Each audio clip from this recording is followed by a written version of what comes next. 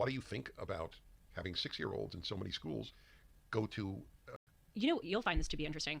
I have a suspicion that some, not my close friends, but some of my more peripheral friends have this false notion that I've been radicalized. That's crazy. Why would people think that Julie Hartman's being radicalized? I mean, she doesn't trust any institution. She doesn't trust anybody except, those that Dennis gives a kosher certification to. Why would they think that she's in some kind of cult? Why would they think she's being radicalized? Why would they see any parallel between, PragerU and QAnon? This is crazy talk. Crazy, I tell you. This is nuts. Because they truly believe that the things that I just mentioned to you, which are 100% true, and by the way, shouldn't even be deemed right-wing beliefs because they're just facts. They think that those things are conspiracy theories. They think that I have gone onto QAnon. Again, whatever the hell QAnon is, I still don't know. Why would people think that she's been radicalized? Right? She doesn't trust any institution. Right? She doesn't trust anyone. Why would they think she's in a cult? Do a lot of conservative research. Never met anyone who's been on QAnon. Never heard of it before the left made a huge deal of it. They think that I go on these like crazy rabbit hole, radical right-wing sites and come up with these conspiracy theories that are totally fact and mainstream. I mean, I know it seems obvious to say, but it just, I can't believe that this is our world. There are really bad things going on, and they think it's just made up. That's why I told you these two. Crazy. Gosh. Crazy. Yeah, so why would people think that? I get the sense that a lot of them want to distance themselves from me because they think I'm nuts. I think we'll end with this. Why would people want to distance themselves from me when all I could talk about was Dennis Prager for years? Why would people want to, laugh at me when I was just mailing out, Dennis Prager tapes to everyone I do? But why did they think I was crazy that I'd ended some kind of... I got a question from a young person on my fireside chat. Mm-hmm. For those who don't know, I do a fireside chat Okay, this is like galaxy brain stuff here, guys. This is a revolutionary theory, and it sounds incredibly profound. It does. It's very convincing, very persuasive. week for PragerU. There are a lot of viewers around the world, mostly young people. And it's a half hour every week.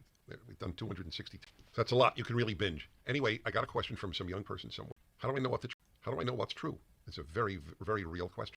So I like being under pressure because I do my best under pressure. Others are different, but I do. I do too. Really? Mm-hmm. Unlike mere mortals, right, Dennis Prager does his best under pressure. That's interesting. Because of all my swimming. Oh, that's right. Makes sense. Mm-hmm. Well, I didn't swim. I mean, I can swim, but not competitively. So in another video, Julie tells Dennis, I am turning into you. Like, she's adopting all of, a lot of his habits and hobbies. She's, now drinking coffee like Dennis Prager drinks coffee. Anyway, I came up with an interesting answer. I came up with a few answers. What do you think of this answer? I said, those who wish to censor others are usually lying. And that sounds incredibly profound. I mean, that sounds right. That's very persuasive. Bell says, my mom says, I hate Luke. He talks about himself too much. I said, it's the Luke Ford show. It's mostly learning about Luke's world, books, articles, videos. Oh, man. And I'd never come up with that answer because it's a very good question. How do you know who's telling on any given, is it the left or the right? Well, if you are telling the truth, you are okay with those who differ with you speaking their minds. And in fact, you want them to. That's right. Because it exposes them. Yeah, like why would anyone care, right? If, ISIS, has its own channel on YouTube, right? Because you're okay with other people speaking their minds. Why would anyone care if Al-Qaeda had their own channel on YouTube? Why would anyone care if people were promoting on social media, like drinking bleach or, doing all sorts of, dangerous or unhealthy things? Like, why would anyone care? You only care, guys, if you're lying, right? There's something nefarious about you if you're one of those damn democratic satanic pedophile. So, man, apparently I've got a parasocial relationship with Art Bell, but his mother won't get into a parasocial relationship with me. Like, is your mother not looking for a parasocial relationship? A debonair, kindly, far-seeing, prescient, galaxy brain, YouTube personality? I mean, what does she do with all her spare time if she's not interested in forming parasocial relationships? YouTube personality. 40 earned your 6 YouTube viewers the old-fashioned. Luke left out the payments from PragerU to get fake views from in-year views on his lame content.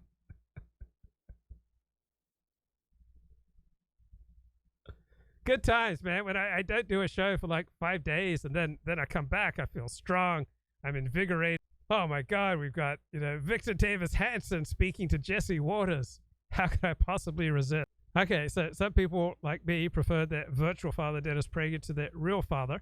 So Dennis tells people, it's very important to respect your parents, have the best possible relations with your family and friends that you possibly can. But the net effect of his teachings on many people is to drive people apart. So I was bedridden in my 20s with chronic fatigue syndrome, and I spent thousands of dollars, almost all my savings, not on getting well, but on sending Dennis Prager tapes to my friends, many of whom did not listen to them. They laughed at me. They thought I had lost my mind, and they were right. In 1989, I wrote a letter to Dennis Prager to tell him what his teachings had done for me. He wrote back, "I received many letters, but few have touched me as much as yours. Get better. You are needed in the fight for good values." So I would wager that Dennis Prager has written over 1,000 letters or emails that contain that sentence. "I received many letters, but few have touched me as much as yours." He is so good with those lines that make you feel amazing. So from the perspective of today, I'm not sure I would have made it through this dark time in my life, bedridden with chronic fatigue syndrome for 6 years in my 20s, if not for Dennis's kindness and attention to me and his enrollment of me in the fight for good values. My life now had a purpose, right? Hero system is a biological necessity. So Friday, January 28, 1994, Tampa Bay, Florida, I met Dennis Prager for the first time. Next day, we spoke privately for 10 minutes. He said it gave him great comfort that if anything happened to him, I would be there to carry on his battle for good values. I was overwhelmed. Years later, I realized, this is a line he's used with dozens, if not hundreds of people. All right, Dennis says that Douglas Murray is his favorite English thinker. So, polemicists of a feather flock together. Gurus respect the game of other gurus. Those who are working a solid angle respect their fellow anglers. On the other hand, scholars aren't fans of hacks and hackers. Dennis says that when he reads criticism of him, it has absolutely no effect. It might, affect lesser mortals, but it doesn't affect Dennis. When I read, so here we go, 1:19:10. So just didn't cue things up, right? The more prep you do, the better the show. I didn't do quite as much prep as I should have, and you're suffering because of my sins. To you, and I'm not alone just announcing it. If when I read, and there are many people who hate my guts, you just explore the internet and you'll find it, and I think it has no effect on me, none whatsoever. None, by the way, none. Truly, I thought maybe it would have 1% of an effect on you. It doesn't. Yeah, correct. But it does.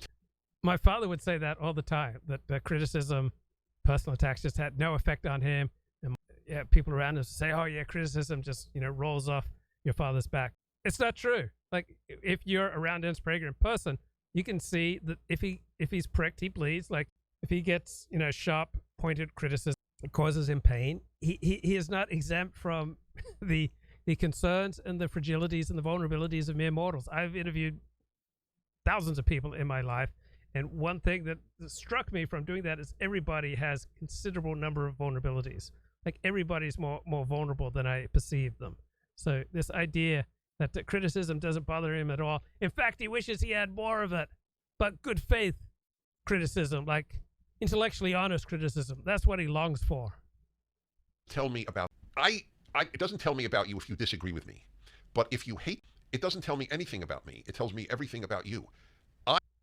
Okay, so if you hate the pollution of the public discourse, you're going to hate Dennis Prager. It's not going to be the only emotion you have to him. You'll appreciate his humor. You'll appreciate his wisdom when he is wise. You'll appreciate the good things that he does. But you will hate him for polluting public discourse.